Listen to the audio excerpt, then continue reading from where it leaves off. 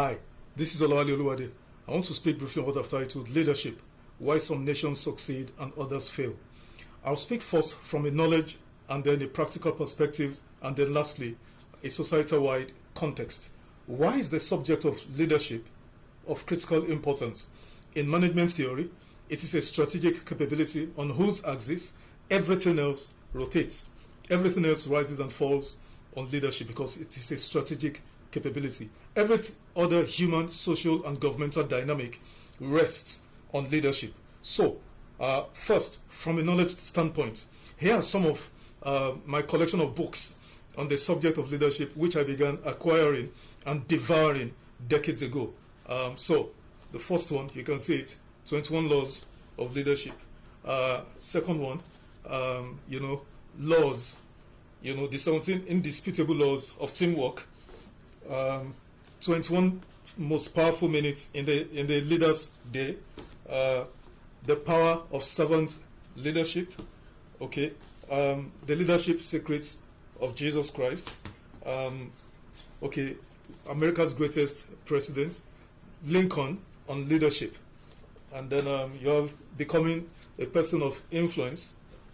Then you have the winning attitude.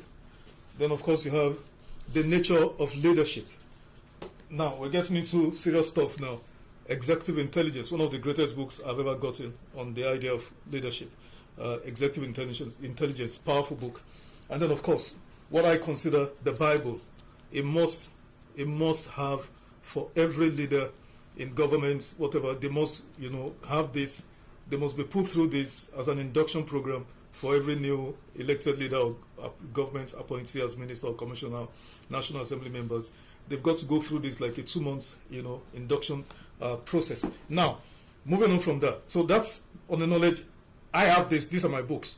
And I did not bring other books from other leaders. Long Walk to Victory, to Freedom by Nelson Mandela.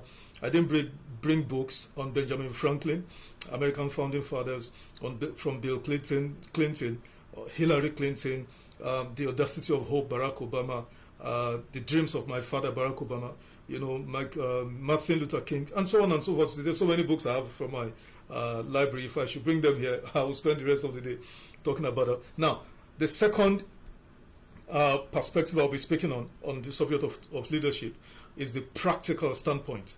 The first one is the knowledge standpoint. So, I have some idea. I know what I'm talking about. I qualify to speak on the subject from the knowledge standpoint. But I'll also give, my views based on my practical standpoint. I'll tell a personal true story, and I'll do it briefly. I attend one of the largest Christian denominations in Nigeria.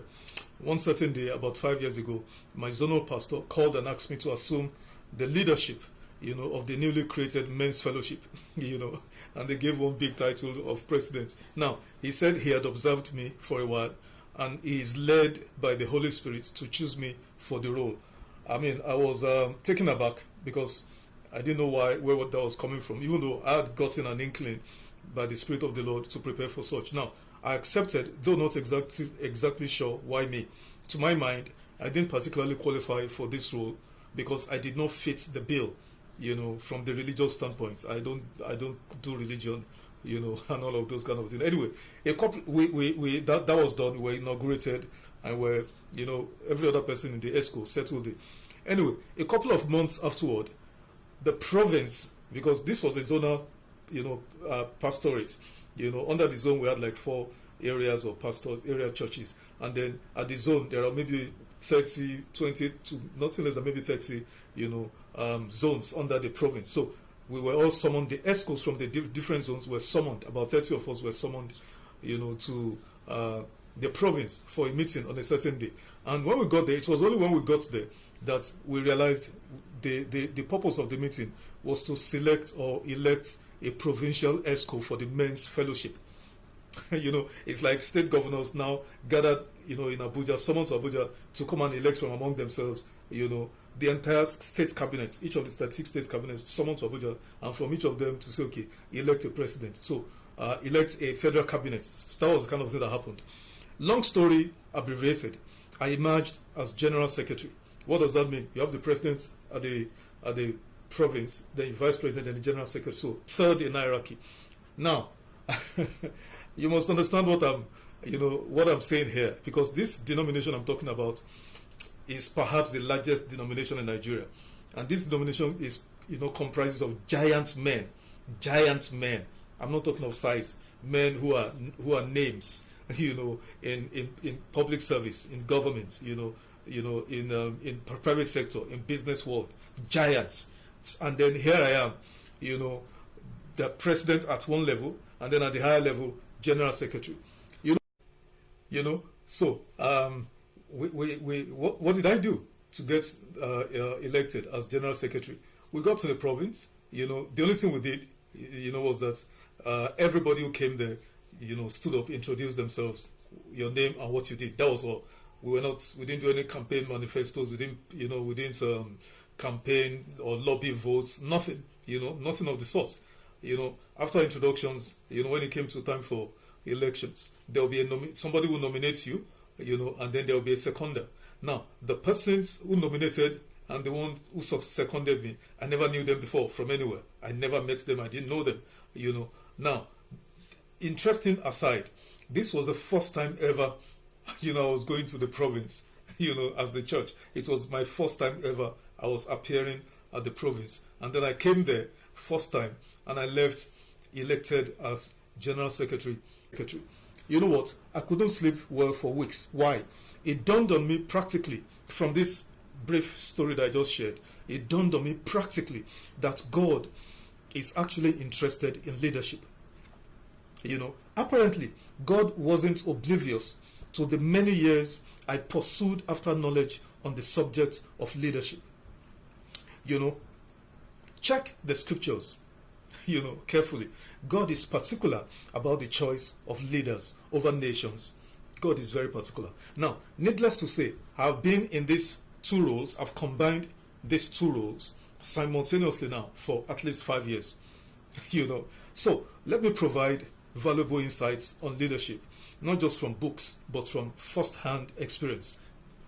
Not just from the books I showed you, but from personal experience, and then bringing this to the context of society. First thing is, who is a leader? A leader is one who leads others. A leader leads others. A leader coordinates. A leader galvanizes. A leader motivates. A leader gives directions to accomplishments of common goals. Now, what exactly is the job of leaders? Leaders govern others. They administer policies, programs, and plans, and they manage resources, prioritizing this for optimal outcomes. So a leader motivates, they galvanize, they give direction, they lead, they coordinate, they give direction to the accomplishment of goal. But three tasks or roles of leaders: number one, they govern, they administer, and they manage. Ultimately, I summarize the value leaders bring to bear in the discharge of these three onerous responsibilities, that is government, administration, and management. I summarize what they do, the value they bring to these three roles. I summarize it in the following 5, key, values they bring. Number one, example. Leaders lead exemplary lives by words and actions, thus indicating, to others what to do and how to do it, thus thereby reproducing themselves in others. The power of example is so critical. That's a key value that leaders bring. Number 2, selflessness. The value leaders bring, they bring the value of selflessness, serving others, serving the many rather than the few, not serving themselves, not even serving the few, serving the many rather than themselves. Number 3, sacrifice. Leaders are not after personal glorification, aggrandizement, or advantages. They render their service sacrificially. They are not, in public service. They are not leaders to benefit or to their own advantage, to further their nest. The fourth, benefit or value leaders bring: legacy. Leaders, are passionate and fastidious about leaving worthy accomplishments for generations and generations yet to come. The Igbos talk about, they romanticize about, Michael Opara, they romanticize about Nnamdi Azikiwe. Yorubas, of course, have canonized, have deified Obafemi Awolowo. The Northerners, have more or less, turned, Sir Ahmadu Bello into a saint, more or less, because of legacies, noble accomplishments. The fifth, value leaders bring, I'll talk about briefly, is they are meticulous on their successors. Leaders don't just, they don't just administer, they don't just govern, they don't just manage resources. They also ensure that when they are done, they hand over to worthy, noble successors who have been made in their own image. Now, let's come to Nigeria as I round up. As in every society in the world, we have all the following professionals in Nigeria, just like every other society. We have farmers, teachers, doctors, engineers, dentists, opticians, carpenters, tailors, pilots, drivers, sailors, soldiers, policemen, firefighters, traders, entrepreneurs, civil servants, politicians, accountants, bankers, insurers, professors, electricians, etc., etc. But remember I said at the beginning, leadership is the highest strategic capability, meaning all these professionals I mentioned, leadership at the top of them all. So, what we have done in Nigeria and what we're still doing? All these professionals decide during elections to choose riffraffs, imbeciles, idiots, clowns as leaders. And then we turn around, afterwards to demand for good governance, for tangible results. For context, the minimum years, of preparation for a greenhorn medical doctor, a fresh medical doctor, the minimum years for a fresh medical doctor of preparation is 20 years. From formal education to internship, 20 years. Yet, this medical doctor will queue up, during elections and cast his or her vote for an imbecile and rationalize this because of tribe or religious affinity. What a calamity. And it is same for other professionals, lawyers, engineers. That's what we do, bankers. That's what we do. We queue up, during elections for riffraffs, for imbeciles, for crooks, for clowns. We choose them based on primordial sentiments, and then we turn around 5 years after and lament our woes. Worst of all, our university dons, professors, the highest attainment of intellectual pursuit, who rig elections for crooks, for looters, for scoundrels. And then we begin to wail and lament when these scoundrels and riffraffs that were put into office, when they begin to destroy our education system. How do you explain a university don, a professor, rigging election for criminals? Now, a practical example, was the three top candidates, 2 lawyers, eminent lawyers, and a buffoon in that race. You guess what the elites did? The political barracudas, the vultures, the hyenas, who feed fat on the resources of that particular state, they settled for and foisted that buffoon on the state. And we're all witnesses to what the outcome has been. Those who destroyed Nigeria, as I wrap up, the elites. Those who destroyed Nigeria are the elites. They are the intellectuals, academia, journalists, etc., the professionals, military establishments, religious, social-cultural and traditional leaders, informed youths, not politicians. These are the people that destroyed Nigeria. When we were young men and women, my generation, we witnessed what professional associations did in the struggle against military dictatorship. From the 80s to the late 90s, we witnessed what, professional associations, professionals, what they did, the struggle, the valiant struggle they put up against military, fascism.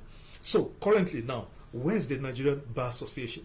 Where's the Nigerian Medical Association? Where's the Nigerian Labour Congress? Where's the Trade Union Congress? Where's NUPENG?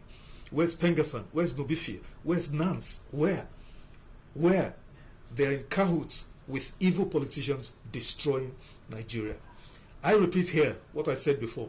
Until the elites decide, the elites of Nigeria decide and they insist from henceforth that only the best of the best from among us must lead the rest of us. That is the only time Nigeria would have turned the corner and begin to make, to join the rest of the advanced or civilized or successful, community of nations. Until then, we'll continue on the downward spiral. Thank you for listening and bye for now.